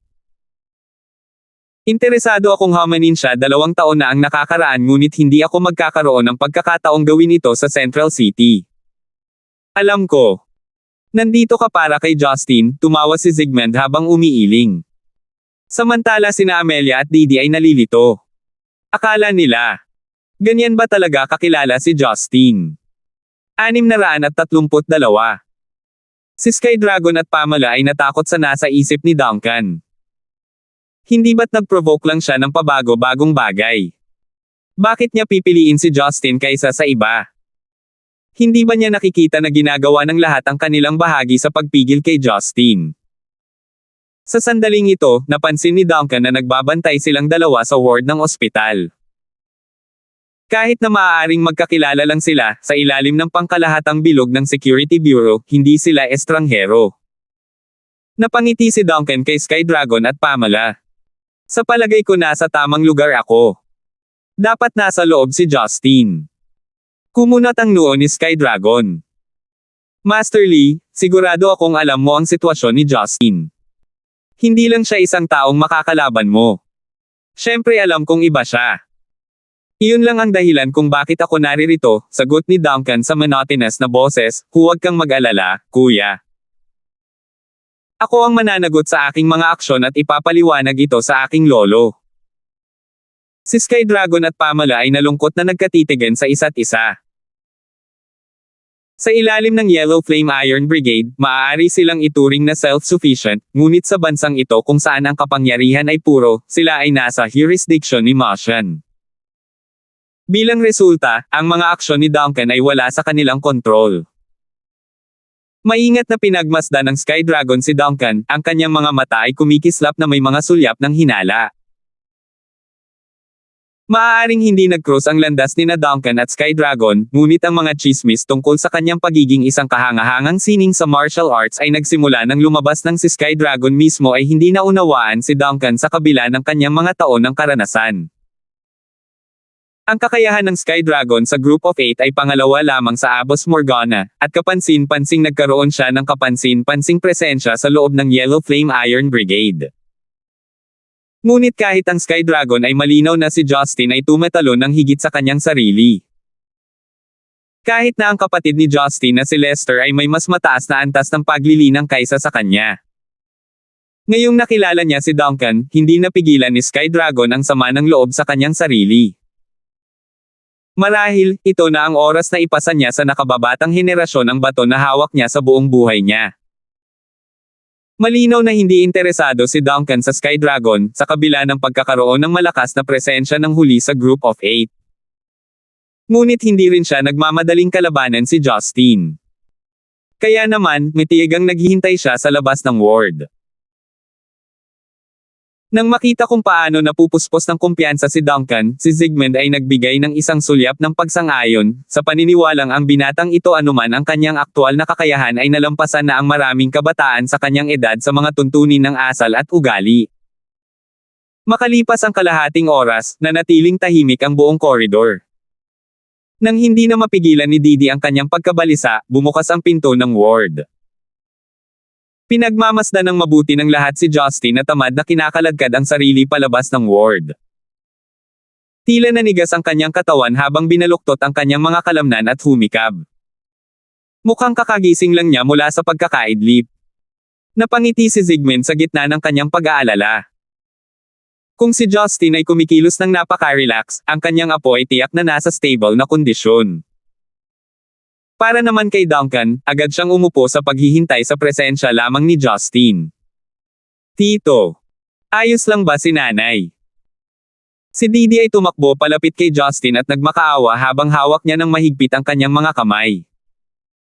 Itinuro ni Justin pabalik ang silid gamit ang kanyang hinlalaki. Bakit hindi ka pumasok at tingnan ang iyong sarili? Tumanggaw si Didi at halos bigla ang tumalon sa ward. Kasunod na umalangaw-ngaw mula sa loob ang nakakapantig tainga na hiyawan ng kagalakan. Nanay! Si Zygmunt ay labis ding nababalisa habang ipinapahiwatig niya si Amelia na isama siya. Pagkatapos ng nakakahiyang mahabang panahon para makuha ang pahiwatig, itinulak na ang wheelchair ni Zygmunt sa ward. Sa loob, si Teresa na kanina ay nakahiga ay umupo. Ang kanyang nanlulapaypay na anyo ay napalitan na ng bagong sigla. Para siyang isang taong bumalik mula sa kanilang pag-eehersisyo sa umaga. Medyo pagod pero pawis at pamumula lang ng mukha. Ang kanyang pagbabagong lakas ay nakamit ang lawak ng tila pagbabago ng edad ng mga epekto, dahil napanatili niya ang basa at malambot na balat na dati niyang taglay noong siya ay teenager pa. Ang kanyang malambot at makinis na hitsura ay magiging inggit ng maraming kababaihan. Inihagis ni Didi ang sarili sa yakap ni Teresa, umiiyak sa tuwa. Si Teresa, bilang tugon, ay marahang hinaplos ang kanyang likod na may init na maibibigay lamang ng isang ina. Okay. Magaling si nanay. Naging matapang talaga ang aking minamahal na Didi. Huwag hayaang masira ng kaunting luha ang iyong matapang na bahid. Inaalo ni Teresa ang kanyang pre-college na anak na babae tulad ng kung paano ang isa sa isang 3 taong gulang na bata. Totoo nga siguro ang sinasabi ng mga tao na hinding-hindi lalaki ang isang bata sa mata ng kanilang ina. Para sa ibang naroroon, parang mas magkapatid sila kaysa mag-ina. Ano? Ginawa mo? Paano? Posible pa ba iyon? Si Sky Dragon na nasa pintuan ay nakasaksi sa eksena, at hindi niya maiwasang tanungin ang mga kahangahangang kalokohan ni Justin. Si Zygmunt, Amelia, at ang iba pa ay bulag na nakatingin kay Justin na may pagtataka. Nasaksihan lang nila ang isang himala. Si Teresa ay dating nasa bingit ng kamatayan, ay mahimalang binuhay sa loob ng kalahating oras. Hindi lamang iyon, siya ay tumingin na pakarilag gaya ng dati. Anong kadakilaan ang ipinagkaloob sa kanya? Gayunpaman, si Justin sa kanyang pagtatapos, ay walang ginawang higit sa lahat. Pinainom niya si Teresa ng kaunting dugo ng kanyang sariling dugo, na sinasalungat ang anumang mga lason na maaaring maidagdag sa kanyang katawan. Ang true chi ng Endless Resolve Restoration Scripture sa loob ng kanyang dugo ay nakatulong upang alisin ang bare sa kanyang mga meridian. Walang kaalaman si Justin tungkol sa medisina, kaya ang kailangan lang niyang gawin ay alisin ang bare sa kanyang mga meridian at hugasan ang mga dumi ng malinis. Nararapat din na ang konsepto ng Endless Resolve Restoration Scripture ay linisin ang mga lason na nakakumpol sa kanyang katawan habang sabay na ayusin ang lahat ng pinsalang nagawa. Ang lahat ng ito ay nangangahulugan na ang kanyang katawan ay muling naayos sa loob-labas. Ito mismo ang ibig sabihin ng mga ninuno noong sinabi nilang muling isinilang ang isang tao. Isa itong kilos na hindi maglakas loob na isipin ng isang casual na master, wala itong pinagkaiba sa lubusang pagkonekta sa mga meridian ng isang tao. Gayunpaman, hindi sigurado si Justin kung paano ito nakamit. Talagang nakakadismaya na walang makapagbigay sa kanya ng payo. Ngunit isang bagay ang sigurado, alam niyang hindi niya mapapagaling si Teresa sa ganoong kaunting oras bago ang kanyang cultivation elevation. Ang totoo ay kung gusto ng kasalukuyang Teresa na sanayin ang kanyang panloob na enerhiya, mabilis siyang uunlad ngayon na ang kanyang mga meridian ay hindi nakaharang. Magagawa niyang makakuha ng permanenteng proteksyon ng kanyang mga meridian. Ngunit ito ay nagkakahalaga din na sabihin na sa pamamagitan ng paggamit ng isang panlabas na kapangyarihan upang i-unblock ang mga meridian ng isang tao, ang receiver ay bibigyan ng pagtaas sa paglilinang. Gayunpaman, mayroong isang nakatagong sognay na ang yugto ng paglilinang ng nagbigay ay kailangang nasa isang tiyak na antas. Kung hindi, upang makumplito ang parehong gawain, kakailanganin nila ng higit sa isang dakot ng mga masters upang makamit ito. Sa anumang paraan ay hindi ko nais na itago ito sa iyo, ngunit ito ay medyo komplikado upang ipaliwanag at hindi ako masyadong sigurado sa aking sarili. Magagawa ni Justin kung gugustuhin niya, ngunit ito ay magiging isang abala na pumasok sa mga teknikalidad, na pinaniniwalaan niyang mapapabuti ang kanyang sarili sa wala. Tulad noon, medyo nalilito na siya kung paano gumagana ang yugtong ito ng paglilinang. Zygmunt anuman, ay nasiyahan sa kinalabasan. Ayon sa kaugalian, dapat kong gantihan ka ng mabuti para sa iyong tulong. Ngunit dahil medyo malapit sa iyo ang apo ko, sa palagay ko matatawag na lang natin itong isang pabor. Nagalit si Justin sa pagiging tuso ng matandang fox na ito. Kahit na hindi niya talaga inaasahan ang anumang pagpapahalaga sa kanyang ginawa, hindi pa rin kapanipaniwala na talagang binanggit ito ni Zygmunt. Sa mga oras na ito, si Duncan na tahimik na nagmumuni-muni sa isang sulok ay lumapit kay Justin at sinabing, ito ang una nating pagkikita. Ako si Duncan. Ang pangalan ay tumunog sa isipan ni Justin, inilipat niya ang kanyang atensyon ng kaunti bago niya naalala na tila may isang lalaki na nagngangalang Duncan na bahagi ng Central City King Duo. Siya rin pala ang panganay na apo ng angkan ng Lee. Ikaw ba ang Duncan mula sa angkan ng Lee? Inangat ni Justin ang gilid ng kanyang mga labi para ngumiti habang kinamayan si Duncan. The one and only. Si Duncan ay nakangiti ng may pagmamalaki. Mukhang alam ni Mr. Gibson ang background ko. Wow! Magsalita tungkol sa demonyo. Idiniin ko lang ang tungkol sa pagresolba sa mahirap na kaso para kay Karen, ngayon ay isang miyembro ng angkan ang talagang lumapit sa akin ng mag-isa. Tandang pananong. Naisip ni Justin. Narinig ko ito dati mula sa Naughty Joshua nang banggitin kanya, sagot ni Justin.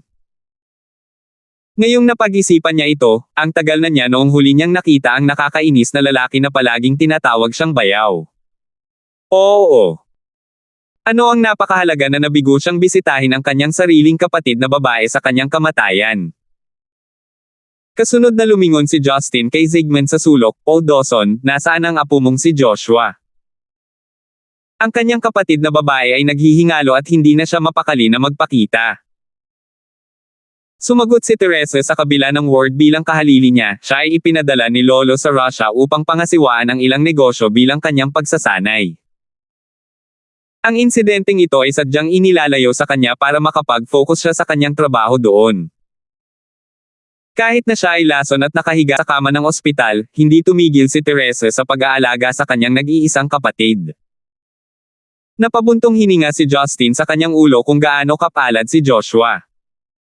Sa tuwing siya ay nasa problema, tatalon si Teresa para iligtas siya. Ang kailangan lang niyang gawin sa buhay ay tumutok sa mga gawaing ibinigay sa kanya. Pero sa totoo lang, patas na ilihim ito sa kanya. Ang pagpapalam sa kanya ay magpapulala ng mga bagay. Hindi interesado si Duncan sa mga isyu ng pamilya Tang. Tuwang-tuwa siyang lumapit kay Justin. Mr. Gibson, nandito talaga ako para salubungin ka. Tumango si Justin. Good. I was planning to make a trip to visit your side of the clan too. Bakit hindi tayo mag-usap sa labas? Hindi na makahingi pa si Duncan habang inilahad niya ang kanyang kamay bilang isang invitatory pose. Habang pinapanood si Justin na umalis kasama si Duncan, nagpout si Didi at sinabing, si Tito ay talagang walang pakialam na tao. Kaya lang, aalis siya sa sandaling bumuti si nanay. Bahagyang kinamot ni Teresa ang ilong ng kanyang anak, na nagpapahiwatig na may mga tao pa rin sa paligid. Ayaw pa niyang ilantad ang sikreto nila ni Justin. Humagalpak ng tawa si Zygmunt at sinabing, Teresa, kung bumuti ang pakiramdam mo ay dapat na nating tawagan ang doktor para sa pagsusuri ng dugo. Kung ang mga resulta ay nagpapakitang walang mali sa partikular, dapat ka naming mapaalis kaagad.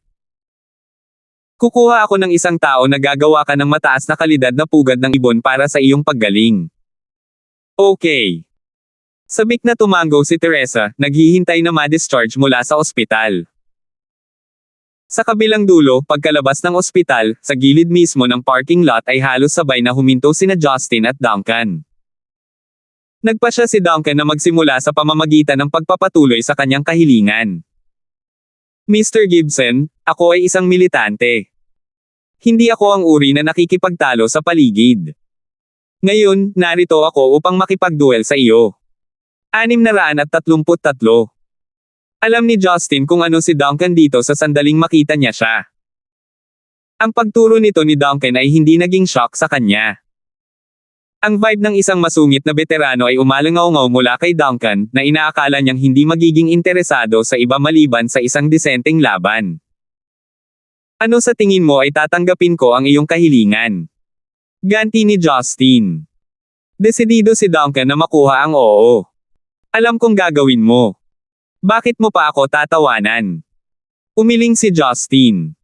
Kung ipaglalaban kita dahil gusto mo ako, gaano kaya iyon sa akin? Then tell me. Ano ang magagawa ko para awayin mo ako? Nakakagulat na nag-react si Duncan nang may pagkamagalang dahil sa kagyat na puot. Alam na alam niya ang kanilang kasalukuyang posisyon sa loob ng mga hangganan ng ospital. Sumagot si Justin, lahat ako para sa isang tunggalian. Ngunit taasan natin ang mga pusta para gawin itong mas kawili-wili. Kung pumayag akong labanan ka dapat may mga gantimpala at parusa. Ngayon ay nasa iyo na ang magpasya kung mananatili pa rin ang iyong kahilingan. Maaaring maikli si Duncan ngunit bilang kapitan ng mga espesyal na puwersa, tiyak na hindi siya tanga. Kung hindi, matagal na siyang patay sa labanan. Ang EDC ay para sa mahihina at hindi siya mahina sa anumang paraan. Kaya Mr. Gibson, anong mga problema ang kinakaharap mo na maaaring kailanganin ang aking suporta? Si Duncan ay prangka gaya ng dati. Pumalakpak si Justin at sinabing, natutuwa akong makita kang matalino tungkol sa iyo. Nakakapreskong pagbabago ng bilis. Isa lang ang kailangan ko ng tulong mo. Nagpatuloy siya sa maikling pagpapaliwanag sa pangyayari sa pagitan ni Karen at Edison. Si Edison at ang kanyang mga magulang ay itinuring na bahagi ng angkan ng Lee, ngunit dahil sa kanilang malayong relasyon ay hindi sinasabi na natural na wala silang gaanong kahalagahan sa angkan kaysa kay Duncan. Pinananatiling maikli at simple ni Justin ang kanyang mga termino, kung natalo si Duncan, kailangan niyang ipawalang bisa ang kontrata ng kasal kung saan nasangkot si Karen. Sa ganitong paraan, si Justin mismo ay malaya sa obligasyon na gumawa ng isang kontrobersyal na hitsura. Hiwalay si Karen sa mga paglahok ni Justin, kaya mananatili ang kanyang kalayaan. Si Duncan nang marinig ang mungkahi ni Justin ay sumimangot at nag-isip sandali. Mr. Gibson, si Edison ay bahagi ng aking pamilya kahit gaano man tayo kalayo. Kailangan ko ng matibay na dahilan para masunod ang iyong plano. Hindi sapat ang postahan lamang. Marahil sa iyong mga mata ay maaaring hindi nararapat ang kasal ng pinsan ko at Miss Flower Rain, ngunit kahit na ito ay kanilang sariling negosyo. Hindi ko maaaring itusok ang aking ilong sa mga lugar na hindi dapat. Nadismaya si Justin sa kanyang sagot. May dahilan, meron. Masasabi mo lang na hindi siya gusto ni Karen, at walang kwenta ang pagdaraos ng walang kabuluhang kasal. Natawa si Duncan habang sumagot, hindi iyon dahilan. Wala sa amin ang kasali. Paano natin malalaman kung nag-aatubili siya o hindi? At saka, kung naging mabunga ang kanilang pagsasama, hindi ba't madungisan lang niyan ang pangalan ko sa pagtatangkang sirain sila? Si Justin ay nahuli sa kanyang maalalahanin at may sensinang personalidad. Hindi niya kailanman aasahan na ang taong kasing ikli ni Duncan ay mananatiling ganito kalinis ang pag-iisip. Duncan in slight pity added, humihingi ako ng paumanhin para dyan pero hindi lang ako makakasang-ayon sa mga kondisyong tulad niyan. Kung humingi ka ng pera o iba pa, maaari sana akong muling isaalang-alang. Ngunit kung ito ay nauugnay sa relasyon ng aking pinsan, kahit gaano ko kagustang makipagduel sa iyo Mr. Gibson, hindi ko masisira ang pamilya at ang aming reputasyon sa isang tunggalian. Sa tingin ko tama ka. Nagkasala si Justin na humajijek. Hindi ito ang unang pagkakataon na ang kanyang desperasyon ay humantong sa kanya na gumawa ng ilang padalos-dalos na desisyon. Kung talagang tinanggap ni Duncan ang kahilingan, siya ay magiging isang sangla sa plano ni Justin na guluhin ang kasal ng isang mahal sa buhay. Nauwi lang sana sa trahedya. Sa kabilang banda, pinag-isipang mabuti ni Duncan ang mga tuntunin ni Justin at sinabing, ngunit, kung ang aking pinsan ay napatunayang nagkasala sa pag-abuso sa posisyon ng aming pamilya upang manipulahin si Miss Flower Rain para pakasalan siya, kung gayon ito ay magpapatunay na ang kanyang paraan ng pagpapakasal ay hindi etikal. Kung mapapatunayan mo na si Miss Flower Rain ay talagang walang intensyon na pakasalan ang aking nakababatang kapatid na lalaki, kung gayon ang kanyang nakababatang kapatid na lalaki ay ipaglalaban ko ang kanyang kapatid na lalaki. Si Justin sa unang pagkakataon, ay nagbigay ng detalyadong pagtingin kay Duncan. Nagsimula siyang magkagusto sa lalaking ito. Ang kanyang personalidad ay isa sa mga bihirang iilan na hinahangaan niya. Mapagpakumbaba, tiwala, maalalahanin at handang unahin ang iba bago ang sarili. Halos hindi masabi ng mga anak ng pinakamayayamang angkan. Maliban kay Oscar na ngayon ay kanyang pinsan, hindi pa nakilala ni Justin ang isang lalaking kaibigan sa Zenica na sabik siyang bumuo ng isang platonic na pagkakaibigan. Siyempre, hindi sinasabi na ang malaking bahagi nito ay dahil mas gusto ni Justin ang babaeng kasama kaysa lalaki. Siya ay ginugol ng masyadong maraming oras sa kanyang mga babae na siya ay walang oras upang makahanap ng kahit sinong lalaki kaibigan. Sa palagay ko ay isa kang mabait, tapat na tao. Kung gayon, tatapusin ko na ang mga laro, patuloy ni Justin na may ngiti, kahit na wala kang planong tulungan ako, kung gusto mo talagang lumaban, tatanggapin ko ang tunggalian. Noong una ay inakala ni Duncan na ang kahilingang ito ay talagang mabilis na pupunta sa timog, ngunit ito ay mabilis na lumiko at gayon din ang kanyang mga damdamin. Tumawa siya at binigyan ng mabilis na tapik sa balikat si Justin. Tiyak na karapat-dapat kang isang tao na may katayuang Diyos ng Pluto. Pagkatapos ay laktawan ko ang mga formalidad. Gawin natin ito sa lalong madaling panahon. Mangyaring sumunod sa akin sa isang mas malawak na lugar kung saan maaari tayong magpakawala. Ito ay pagkatapos ng lahat sa compound ng ospital, na hindi masyadong maginhawa para sa isang tunggalian. Walang pagtutol si Justin. Sa mga oras na ito, sina Sky Dragon at Pamela ang pumunta sa dalawang lalaki. Nag-aalalang tanong ni Pamela, Brother Gibson, makikipagduel ka ba talaga kay Master Lee? Pinunasan ni Justin ang kanyang ilong at nakangiting sumagot, nakakahawa ang kanyang sigasig. Ngunit huwag kang mag-alala, ito ay isang mapagkaibigang laban. Walang sino man ang masasaktan. Kung maaari mong gutiin ang aking laman at baliin ang aking mga buto, gawin mo ang iyong pinakamasama, matigas na sagot ni Duncan. Hindi napigilan ng Sky Dragon na titigan si Duncan na parang tulala bago siya bumantong hininga at sinabing, kung ganoon ay hindi kita pipigilan, ngunit nariyan pa rin tayo. Sumigaw ka lang tuwing kailangan mo kami. Samantala, ang sitwasyon sa ospital ay halos naayos na. Matapos makumplito ni Teresa ang kanyang pagsusuri sa dugo, pinahintulutan siyang bumalik sa tirahan ng Tang. Ang unang gawain ni Justin sa kanyang kasalukuyang paglalakbay sa Central City ay opisyal na inalis sa listahan. Tungkol naman sa utak sa likod ng pagkalason ni Teresa, si Justin ay hindi masyadong nag-aalala tungkol dito. Pagkatapos ng kanyang pakikipaglaban kay Duncan, ang kailangan lang niyang gawin ay dumaan sa tirahan ng Tang. Bilang isang kapwa lumalabag sa batas, sigurado siya na walang bakas na krimen. Makalipas ang halos kalahating oras, dumating si Justin sakay ng Hummer na grade militar na Hummer ni Duncan sa isang base camp ng espesyal na operasyon sa labas ng 5th Ring Road ng Central City. Agad na yumuko at sumaludo ang mga tauhan sa pasukan sa presensya ng sasakyan ni Duncan. Pinaandar ni Duncan ang kanyang sasakyan lampas sa mahigpit na binabantayang pasukan patungo sa isang malawak na larangan ng pagsasanay. Sa gilid nito ay ilang minimalistic na flat na gusali na may iba't ibang laki. Ang mga gusali ay walang alinlangan na itinayo gamit ang lubhang matibay na mga materyales na nakatiis sa mga lindol o pagguho ng lupa nang hindi umaalis sa isang dent. Bumaba si Justin sa sasakyan at curious na sinilip ang paligid. Mayroong ilang mabagsik at pawisan na mga lalaki na dumadaan, maliwanag na nasa ilalim ng pagsasanay. Tila ang lahat ng mga taong ito ay hindi mababa sa Dragon Group recruits na minsang pinasanay sa akin ng Yellow Flame Iron Brigade. Marami sa kanila ay nakaumbok ang kanilang mga templo pataas, marahil bilang isang resulta ng mahirap na paglilinang. Ang mga sundalong ito ay medyo disente, naisip ni Justin. Nang mapansin ang kakaibang sulyap ni Justin sa site, buong pagmamalaki ni Duncan, "Kamusta, Justin? Lahat ng mga tao dito ay mga kapatid ko. Maingat silang napili para maging bahagi ng ating mga espesyal na puwersa." Pagkatapos ng ilang casual na pakikipag-chat sa sasakyan, ang matapang at prangka na si Duncan ay nagsimulang tumawag kay Justin sa kanyang buong pangalan. Tumango si Justin, at sumagot lamang ng 2 salita, "Hindi masama."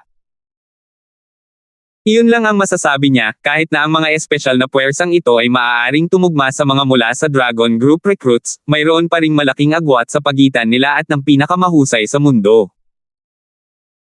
Gayunpaman, naramdaman ni Duncan na kulang si Justin ng sinseridad ngunit hindi niya ito hinayaang makaapekto sa kanya. Muli niyang sinenyasan si Justin na imbitahan siya sa malapit na practice room.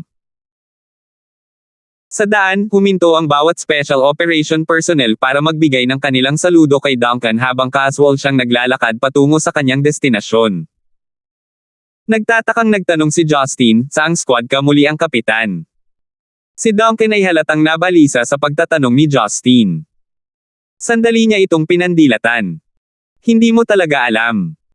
Nadismaya si Justin sa kanyang tugon. "Dapat ko bang malaman?" Bahagyang naiinis si Duncan habang sumagot. "Ang pangalan ng team ko ay talagang nauugnay sa akin, Blunt Blade Special Forces." Tip ni Master, dun, mula sa pangalan ni Duncan ay nangangahulugang mapurol. Blunt Blade. Sumimangot si Justin. Hindi ko matindaan na narinig ko ang kanilang pangalan bago ito. Kami ay orihinal na isang squad na nasa ilalim ng jurisdiction ng Security Bureau. Ngunit kamakailan lamang, nakuha namin ang aming kalayaan mula sa gobyerno. Naniniwala ako na alam mo na ang aming pamilya ay kumokontrol sa malaking mayorya ng mga espesyal na puwersa ng Zenica bukod pa sa pagpapanatili ng Security Bureau. Si Blunt Blade ang pinakamahusay sa mga pinakamahusay sa kanila. Taon-taon, ang mga miyembro ng pangkat na ito ay susuriin at ang bawat isa sa pangkat na ito ay susuriin at ang mas kaunting kompetisyon ay susuriin. Walang alinlangan ang cream of the crop, paliwanag ni Duncan. Gayunpaman, interesado pa rin si Justin sa pangalan. Blunt Blade. Sino ang pumili ng pangalan? 634. Umiling si Duncan. Pinili ng isang master ang pangalang ito para sa grupo noong itinatag ang bansa. Hanggang ngayon, walang nakakaalam ng kahulugan nito. Nagtataka ako noon kung ano ang ibig sabihin nito, ngunit lahat ng teoryang naisip ko ay tila hindi kapanipaniwala. Ang huling teorya ko ay pinangalanan niya ang grupong ito sa kainaitan ng sandali. Gayunpaman, dahil sanay na tayong lahat sa pangalang iyon, hindi na natin kailangang baguhin ito noon. Nakangiti, hindi na nagdagdag ng anumang komento si Justin. Sa wakas, nakarating sila sa isang bakanteng silid ng pagsasanay. Ngunit tila may nagpakalat ng balita ng kanilang tunggalian dahil maraming mga sundalo mula sa Blunt Blade ang nagmamadaling pumunta sa training room upang saksihan ang tunggalian sa pagitan ng kanilang commander at ng maalamat na Pluto. Mabuti na lang at maluwag ang kwarto para ma-accommodate silang lahat.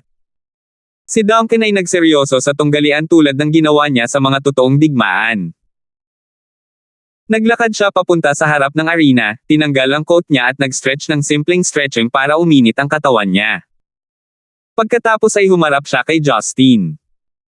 Sa aktwal na katotohanan, si Justin ay medyo walang kabuluhan tungkol sa buong bagay.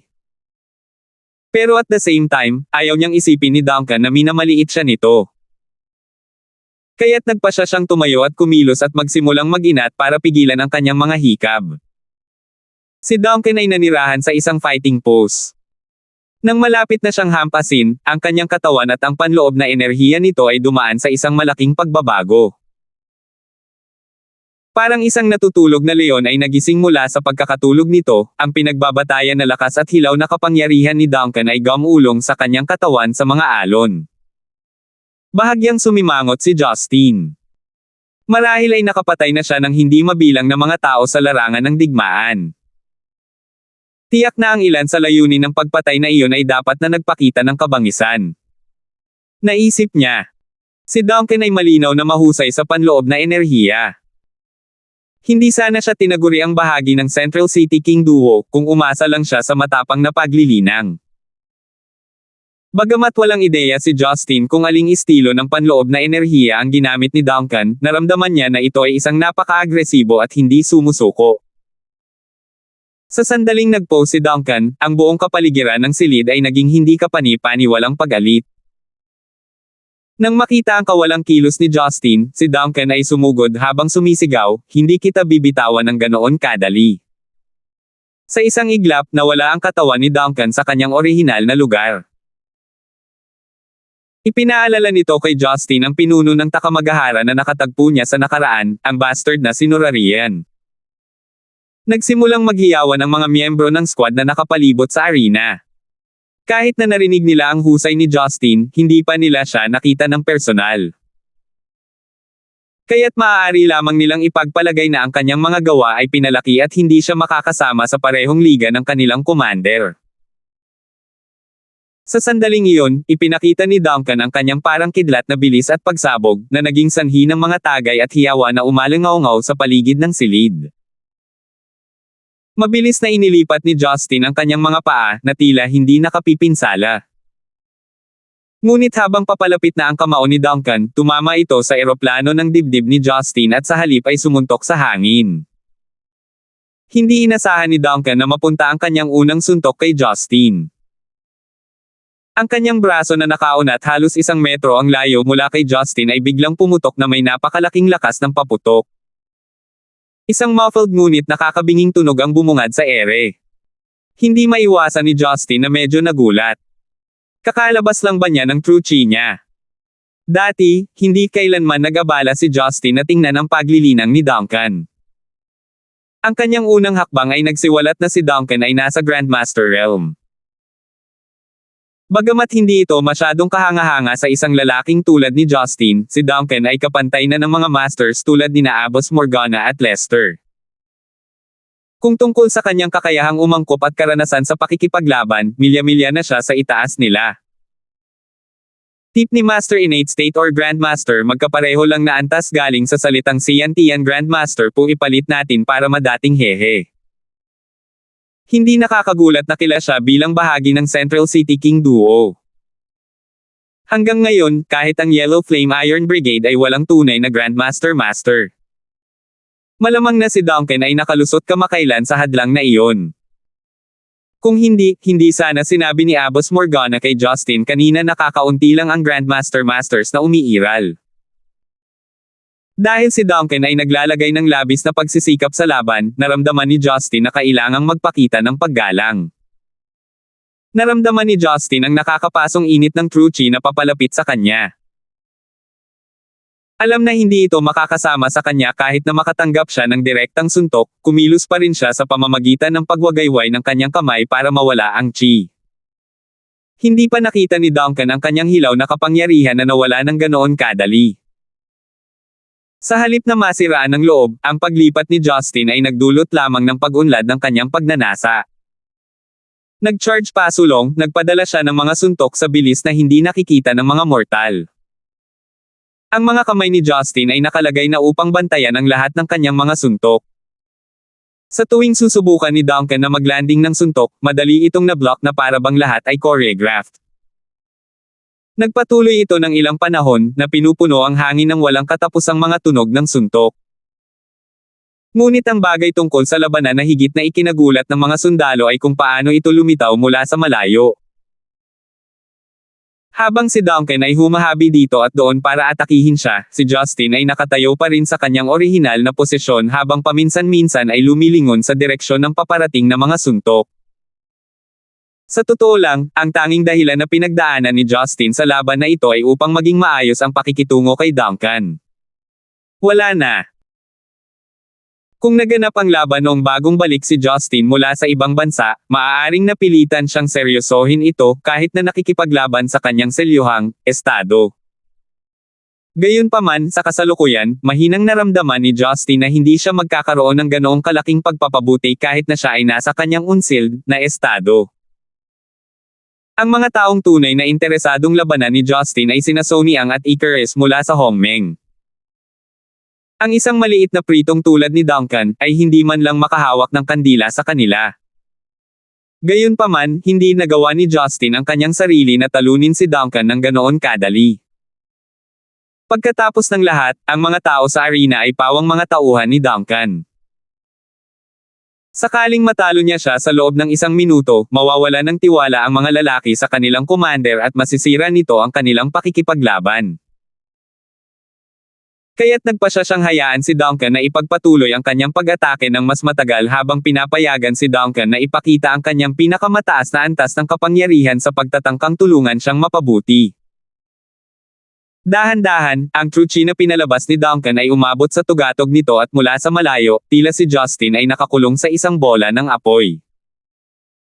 Ang temperatura ng silid ay biglang tumaas mula sa isang komportableng mainit na kapaligiran patungo sa isang matinding init. Habang tumatagal ang laban, mas nakakatakot si Justin sa tingin ng mga sundalo. Sa simula ng tunggalian, si Justin ay hindi gumagalaw kahit 1 pulgada mula sa kanyang orihinal na posisyon at kahit anong galaw ang ibato sa kanya ni Duncan, ipagtatanggol niya ang kanyang sarili ng walang pagkukulang. Sa wakas, tumalon si Duncan mga 10 metro ang layo mula sa Justin patungo sa mas malawak na lugar. Humihingal siya, tumutulo ang mga butil ng pawis sa kanyang mukha. Pero sa kabila ng lahat, may masayang ekspresyon sa mukha niya. Alam kong malakas ka, ngunit hindi ko inaasahan na hindi ka mahahawakan, sabi ni Duncan sa kanyang mga gasgas. Pinunasan niya ang kumikinang na pawis sa kanyang noo, saka nagpatuloy, matagal ko na itong hindi natatanggal, pero ngayon, ligtas na isipin na ang tanging pag-asa ko ay alisin ito. Alisin. Alisin ang ano? Naririnig ni Justin ang ibinuga ni Duncan, ngunit ni isang salita ay hindi niya maintindihan. Gayunpaman, ang ilan sa mga sundalong nakapaligid sa kanila ay nagpakawala ng sama-samang paghingal kaya malinaw na alam nila kung ano ang tinutukoy ni Duncan. Ang bagay na gustong tanggalin ni Duncan ay ang kanyang eye patch. Nakasuot ng eye patch ang binata sa kanyang kanang mata sa buong panahon. Sa lahat ng ito, inisip ni Justin na ito ay dahil sa isang pinsala mula sa larangan ng digmaan, ngunit lumabas na sinadya niyang nagsuot ng eye patch. Ano ang sinusubukan niyang pagtakpan? Noong 5 taong gulang ako, nawala ang paningin ko sa kanang mata ko. Walang makakahanap ng ugat ng problema. Kahit na ang operasyon o gamot ay walang magawa para gamutin ito. Sa wakas, itinuro ako ng isang espesyalista sa tamang direksyon at ipinadala ako ng aking lolo sa isang matandang talko sa Tibet para gamutin. Sa kalaunan ay naging Panginoon ko siya. Habang kinukwento ni Duncan ang kanyang backstory, tinanggal niya ang kanyang eye patch at itinapon ito sa gilid. Tip ni Master, basahin ang tungkol sa talko. Dahan-dahan ngunit siguradong bumukas ang kanang mata niya. Itim. Itim lahat. Natuklasan ni Justin na ang kanang eye socket ni Duncan ay walang kung saan dapat may eyeball, ito ay isang napakalalim na black hole, na walang sinasabi kung ano ang nasa loob nito. Ang aking kanang mata ay hindi kailanman gumaling. Ngunit ang aking Panginoon bilang matalinong tao, ay gumamit ng ilang lihim na pamamaraan ng paggamot. Ibinalik niya ang paningin sa aking kanang mata, ngunit kasama ng aking bagong muling nabawi na paningin ay may dumating na iba. Sa sandaling iyon nang humina ang boses ni Duncan, naramdaman ni Justin na may papalapit sa kanyang katawan. Buong lakas na pinilipit ni Justin ang kanyang katawan para iwasan ito, ngunit huli na ang lahat. Isang kamao ang dumaan sa kanyang katawan, ang true chi nito ay palm unit ng maliit na sugat sa kanyang kamiseta. Iyon ang unang pagkakataon na sinuntok ni Duncan si Justin, kahit na sando lang ito. At sa parehong oras na iyon, si Duncan, na nakatayo sa layo na halos 10 metro ang layo mula kay Justin, ay biglang nawala. Sa totoo lang, nabigla si Justin sa pagkakataong ito. Nakipag-usap ba siya sa imahe ni Duncan sa lahat ng oras na ito? Ang husay at lakas ni Duncan ay napakahusay, ngunit nang imulat niya ang kanyang kanang mata, ang kanyang kakayahan ay agad na tumaas ng napakalaking margin. Si Justin, na makakagawa din ng mga imahe, ay napakalinaw tungkol sa sitwasyon, hindi iyon ginawa ni Duncan sa pamamagitan lamang ng pagbibigay ng napakabilis. Ang paggawa ng mga kopya ng larawan ng isang tao ay maaaring ikategorya sa maraming iba't ibang antas. Ang imahe ni Duncan ay halos nalinlang sa kanya, ngunit nangangailangan ito ng nakakabaliw na dami ng lakas upang magawa ang gayong gawa. Ito ay dahil, habang ang katawan ay gumagalaw, kailangan nitong makatiis ng napakalaking presyon ng hangin at paglaban. Walang ordinaryong mandirigma ang makakagawa niyan. Kung ang isang mata na si Duncan ay isang maagang yugto ng eksperto sa Grandmaster, kung gayon ang isa na nakatanggap ng malaking pagbabago, ay tiyak na kapantay ng isang nasa gitnang yugto. Siya ay naging isang tunay na kwalipikadong Grandmaster Master. Ngunit ang pinakahuling linya ay, ang dahilan kung bakit niya nagagawang maglagay ng daliri kay Justin, ay dahil nagawa niyang mahuli si Justin ng walang bantay. Naalala ni Duncan ang kanyang braso, pagkatapos ay may amusement sa kanyang mukha. Ang aking kanang mata ay isang bagay na wala sa mundong ito, kaya hindi ko ito gagamitin maliban kung ako ay nasa isang sitwasyong nagbabanta sa buhay. Gayunpaman, ito ay humahadlang sa akin na gumawa ng anumang aktwal na pagpapabuti. Ngunit ngayon na pinilit mo ako sa ganitong estado, ihanda ang iyong sarili. Salamat po at sinamahan ninyo ako, ingat lagi mga master.